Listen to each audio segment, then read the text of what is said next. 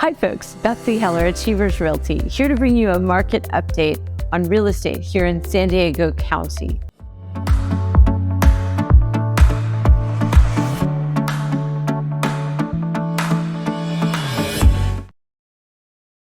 It's been a while since I've talked to you, and I've got a bunch of information to share that I think you'll be excited about. The first graph that I want to show you shows the median list price versus the median sale price for the quarters since beginning of last January 2022. You can see we went from 780,000 in list price asking up to 805 in the sold price to where we are today, where we're at about an even pace of 820 list price, 820 ask. In the lower price points in homes that are below $1 million, we're seeing a little bit of capitulation, but still a strong market. So you can see how we had a bigger gap, but we also had more volume, and how it drifted down to fourth quarter. And now as we're going back up again in terms of the list price to median sale price and where we stand. So quite a big difference. The next graph I want to show you talks about the volume of homes in San Diego. And there are three different lines on this graph. To make things a little more confusing, one of them you read on this side and the other you read on this side. So we're going to talk first about that tiny white line that you can see here. And that line is the volume of listings. And what I really want you to take away from it is that we've gone from a volume that was over 3,000 homes at the beginning, actually in June of last year. We went as high as over 4,000, 4,500 or so by the middle of the fall. And now here we are down at about 2,300 listings, 2,400 listings for the whole county. And that's actually including manufactured, mobile, and modular homes, which I normally exclude from my listings. So that's still high. Now I want you to look at these other two lines. And again, you're reading from right to left, which I get is a little backwards. But what I want you to see on there is that the dark blue line shows the number of new listings, and the dark gray line is the new pending sales. So what I want you to take away from this is that the volume is down. How far down?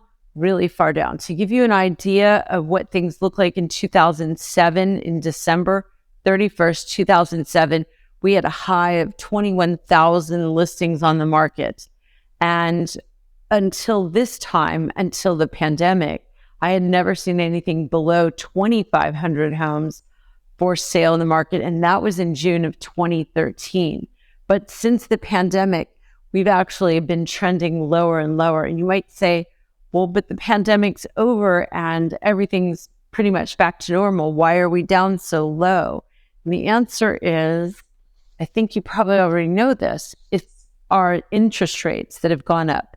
And so with that, what has declined first has been this median days on market. And again, this is just showing you how we've gone from from June 2022 of last year to April of this year, and how we went from being in about 12 days median, and we spiked up to a high of almost 30 days around Christmas time. And now we are back down to about 14 days on market. And this is all active listings. So this is homes that are starter condos all the way through to the multi-million-dollar homes in La Jolla and Rancho Santa Fe. So just wanted to give you some perspective on that. But let's talk about exactly what that means in terms of the volume that we're seeing. And to do that, I have one last graph for you. And this comes from calculatedrisk.com. And this shows the top 40 markets. And what you can see on here, we have the top 20-some listed. But out of those, only 4 of them have a year-over-year decline in inventory. San Diego, Sacramento, Santa Clara County are the only 3 that are showing here.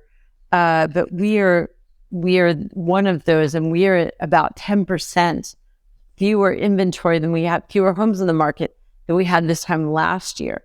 So what does that mean for you? Well, that means if you're a seller, it's a banner time.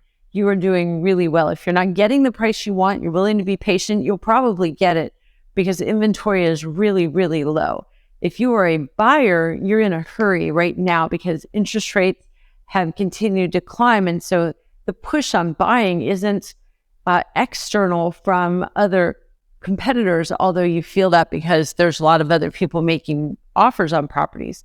But your real competition is against the market rates if you're buying with a loan, because rates have continued to keep inching up. So what we're seeing right now with that, jumbo rates was just shy of 6% interest, and for conforming rates, we're definitely seeing like 6.5%. That's for a 30-year fixed, and that's the best I could find calling around. So for a lot of people, that's really hurting them. And what you're seeing is a lot of gift money coming in, a lot of help from family for people that are first-time buyers trying to get into the market because rents have continued to go up. So what does this mean for you when it comes to buying a home, and what kind of competition are you really seeing? So if you're trying to buy a home and it's less than $1 million, there were 863 homes in the market when I checked about an hour ago. Out of those, only 400 of them were not age restricted. That meant only 400 homes were available for people who were under age 55. Everyone else, there was an age restriction. You had to be older than that to buy those other 463. So in general, the market's tight. So that 863 homes, you're talking more than that. The other 1,300 homes that are on the market are all above $1 million to just get into our marketplace. And that's causing a lot of people that would normally want to buy to rent. So that's what we're seeing a lot of, is people looking to buy, including buying a home with an ADU and maybe even moving into the ADU first so they can afford it. So these are some of the alternatives we're seeing. What does this mean if you're a seller? Sky's the limit. You're in great shape, and we're here to help you. If you're a buyer, we're definitely getting more creative in helping buyers. So if you got any questions about the market, we're here to help. I had said to you back in October that I was calling this stagflation. I want to update that and update the nomenclature for you. Stagflation is when you have high interest rates and high energy prices, but you also have high unemployment. And we're not seeing that third factor. We're having high interest rates and high energy prices, but the third factor, unemployment, has stayed low. What we have really is more underemployment. And so if you're listening to it on the news, you're trying to follow that technically, they're going to call it cost push inflation is how they're really counting what they're counting this market to be. So you're going to hear me saying that in coming months, and just trying to be more technically correct and talking to you about what's going on in our environment, and looking forward to working with you. Call me with any questions. Talk to you soon.